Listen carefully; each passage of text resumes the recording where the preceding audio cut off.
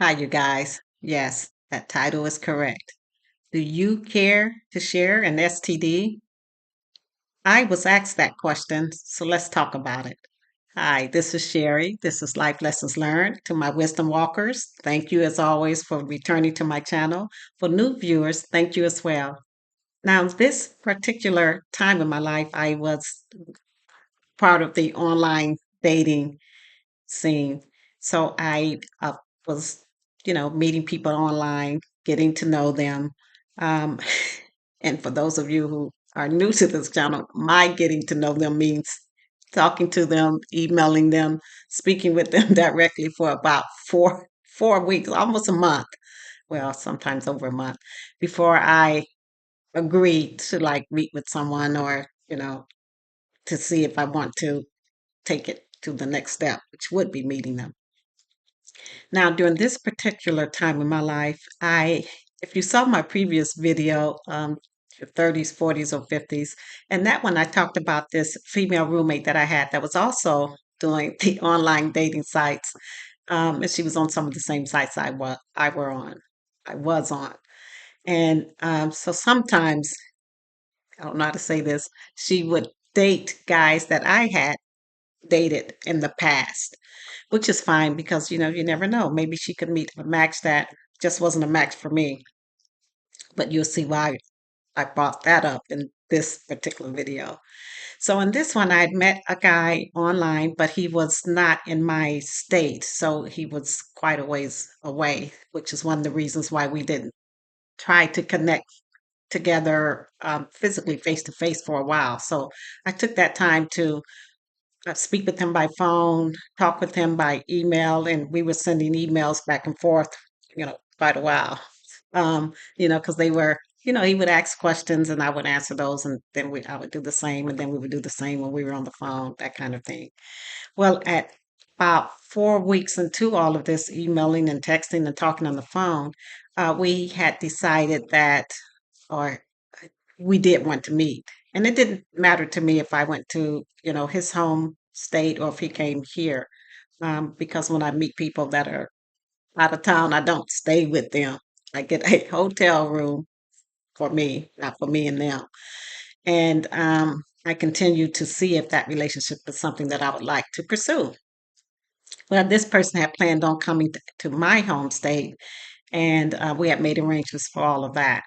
Now, as it got closer to the time for that, and he was just going to stay for a short weekend. So for him, he would be getting his own hotel and we would meet up, and go places and things like that. So prior to all of that happening, he said he wanted to share everything with me about himself. And I'm like, I thought that's what we were doing over this whole 4 week period. Talking, texting, emailing, but there are some things that people don't want to say up front or initially in a relationship. So I understand that as well. Well, he's emailed me pictures of his home, um, and some property that he owned. Now, keep in mind, you guys, I know that people can send me pictures of any home or any property. So, I usually take that with a grain of salt. But he wanted to follow that up with showing me the actual deeds to his property and his home. And again, anybody can send that kind of stuff, okay? It doesn't necessarily have to be real. But this isn't what that's about. So after he sent all of those things, he asked if he could call me because he wanted to speak to me personally about something that was going on with him. So of course I said yeah. And that's what he did. So he called me and we're just like having general conversation. And after about 20, 25 minutes, I was like, okay, we haven't really touched on anything. What's going on? And he said, well, I would rather email it to you. He said, so I'm going to send you an email.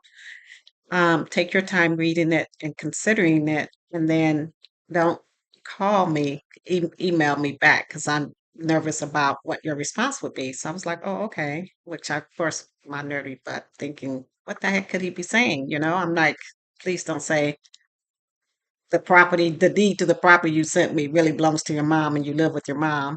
And there's nothing wrong with people living with their mothers. Sometimes mothers are ill or fathers are ill, and you're assisting in their care. So all of that makes sense. But I'm like, what?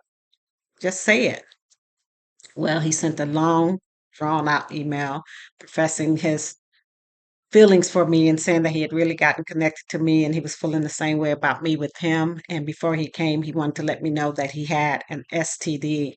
And in this particular case, it was herpes. And he explained to me, because, well, let me say this. I mean, we're all familiar with STDs, but there are so many out there and they all have different symptoms and different, um, what do you call it? I don't want to say exposure time, but time that it can be transmitted and times that you're kind of, I guess, in the clear. I don't know. But anyway, he explained all of that to me in this long, detailed email. I remember the roommate that I told you that was disappointed that a guy that she had dated, that I had previously dated, had smoked in front of her. And she was like, "You told me he didn't smoke." And I was like, "No, he doesn't. He didn't around me because I don't like smokers." But she had accepted that, and that's fine. Well, when I read the email, I called her into the room with me, and I, showed her that, and she was already aware of that. I've been talking to this guy for a little over a month. We were connecting with each other. We had a lot in common, and all of that.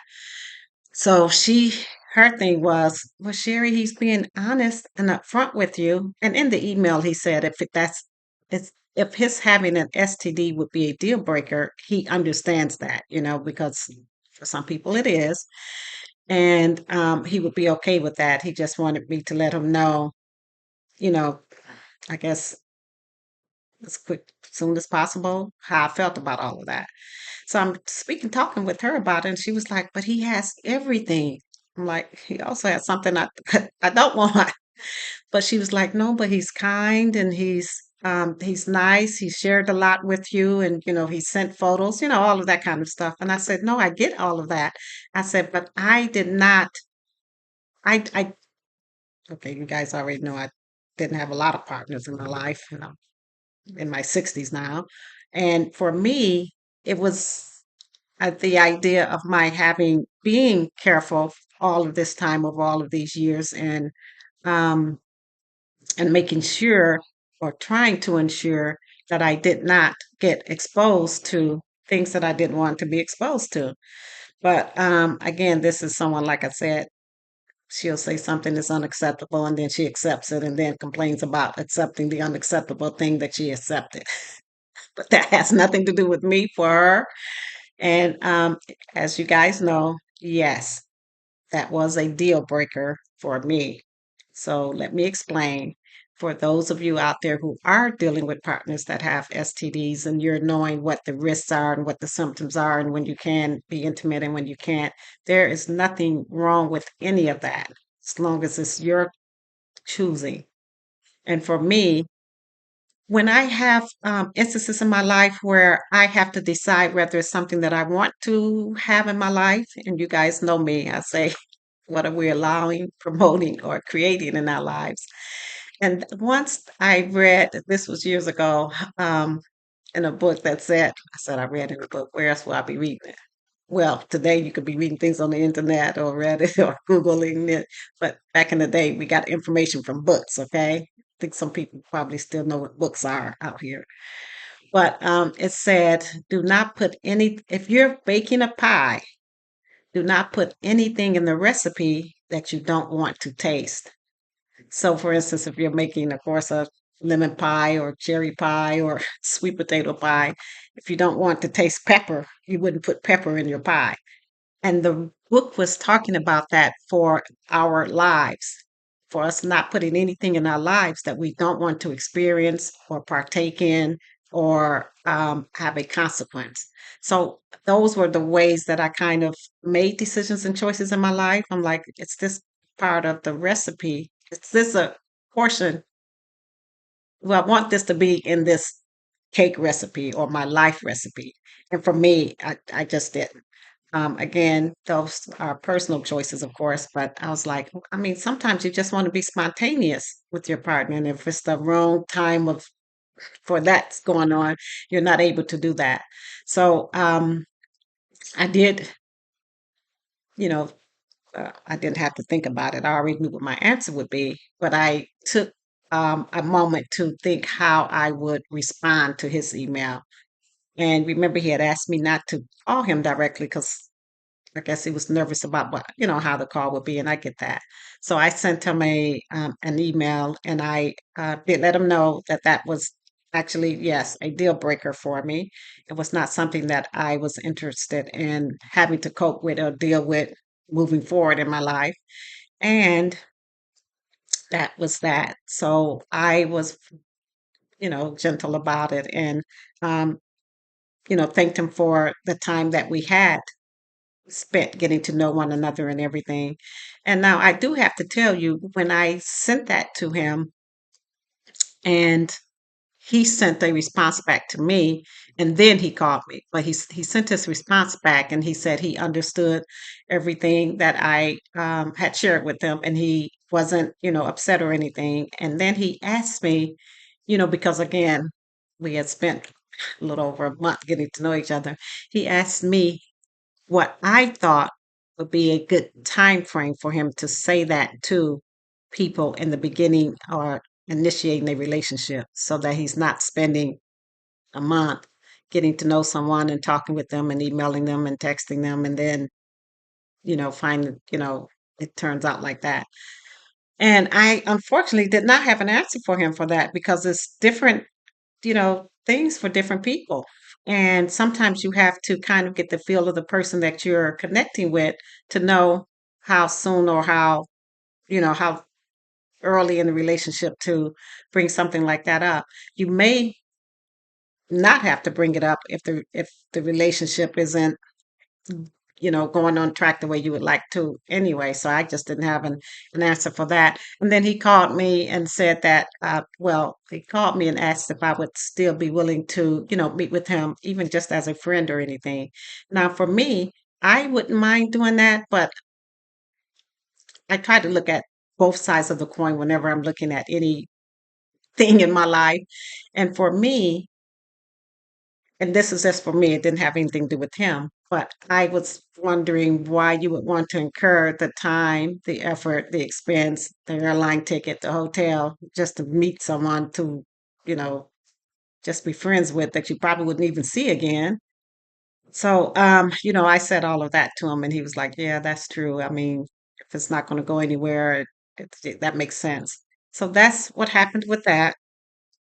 And I just kind of wanted to share that with you because, well, I'm sure many people out there have had or started and initiated relationships. And then, as it gets physical, they find out later that their partner has that type of an issue. And sometimes they find out because now they have that type of issue. So, one thing that I do feel blessed about is that he was honest with me before coming up here. Let me say this. Even if he had come, that's not a good word to use in this situation, but had I met with him, we still would not have got together that first weekend. It's just not something that I do as a person for my own character, my own level of respect. So that wouldn't have happened at that point, but at least again, he was honest with me long before we even, got there. So this is Sherry. This is Life Lessons Learned. And sometimes I do realize that I am, some of the things that I experienced could have gone a different way.